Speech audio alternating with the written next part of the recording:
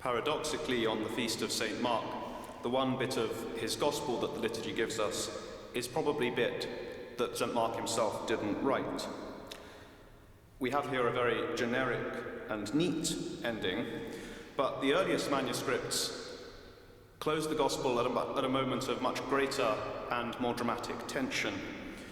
The moment when the women have come to the tomb and found it empty. They've been greeted by the angel who stands guard, and they've been commissioned to go out and inform the apostles of what they've seen. But they run away and tell no one, and these are the last words, for they were very much afraid. It's not just the manuscript evidence that makes us think that St. Mark closed his gospel there. It's actually much more in keeping with the whole tenor of his writing, for two reasons. The first is that St. Mark, from the very outset, insists on the appalling strangeness of Jesus Christ. This Jesus appears out of nowhere, as randomly as John the Baptist in the wilderness, and immediately he is casting out demons and proclaiming an approaching eschatological kingdom. Immediately, he is calling to himself a new people.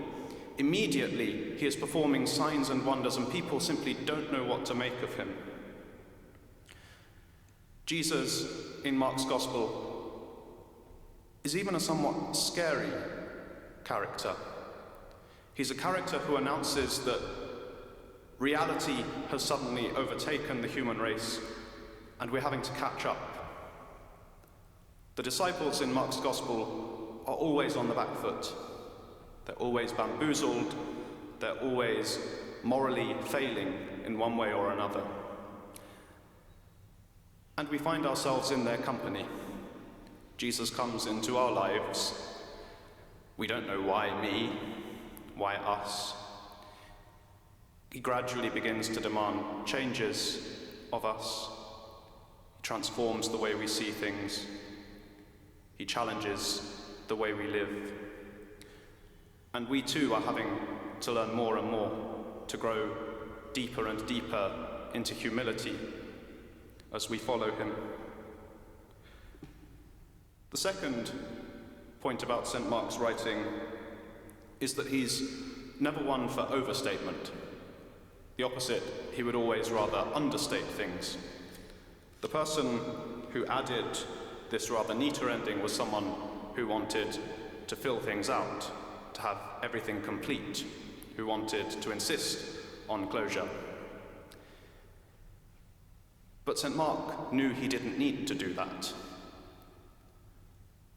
The Gospel ends with the woman running away in silence, but we know that the story didn't end there, because if the story ended there, we wouldn't be here. Similarly, we know that the disciples do not remain cowards, selfish, foolish. They are to become the great heroes of the early church, the great leaders. We put these qualities of St. Mark's writing together. We're given a great assurance for our own lives. However things may seem, God, in fact, is in control. It's God who is the great, unwritten, unappearing, understated protagonist of all St. Mark's Gospel, of all human history. God who works in everything to bring his purposes to accomplishment. And when we bear that in mind, when we begin to read the story of our lives, the story of human history, the way that St. Mark read the story of Jesus' life and the story of the very earliest disciples, we too, like St. Peter exhorts us in his letter, can humble ourselves under God's mighty hand. We can cast our anxieties on him because we are sure that he cares about us.